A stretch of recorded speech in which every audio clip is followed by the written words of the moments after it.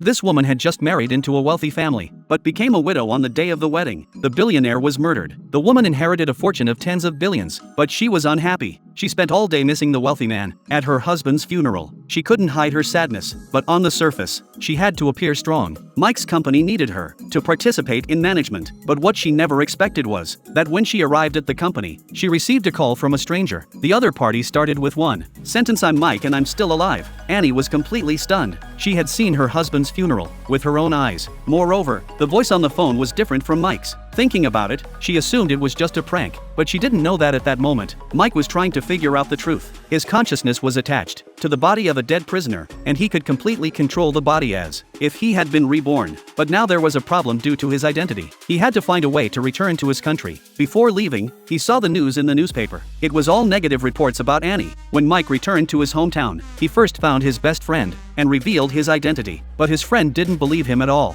Mike told him about the events they had experienced, including the secret between the two men. Seeing this, his friend let down his guard and finally believed that this young man was Mike. He had just convinced his friend. When the TV broadcast, the host openly mocked Annie, questioning whether she married a rich man for money. Looking at the host's disgusting face, although Annie was very angry, she couldn't do anything about it. However, this move angered Mike. He wouldn't allow anyone to bully Annie. He then found the reporter alone and asked him what right he had to say such things. He pinned him against the car and lectured him, and he soon heard the news. Although she didn't know who was helping her, she couldn't help but feel happy. However, she encountered Jack again. He had long wanted to make Annie his own at this moment, and he felt very helpless. But in fact, she was still thinking about Mike. Just then, Mike's friend called. He said that due to the current situation, he wanted to introduce a new driver to him. He had a reliable candidate in mind. This way, Anne would be protected, and as a friend, he could rest assured, and didn't think much of it, and readily agreed. They arranged for an interview, with the mention the next day. At this point, Mike couldn't reveal his identity first of all,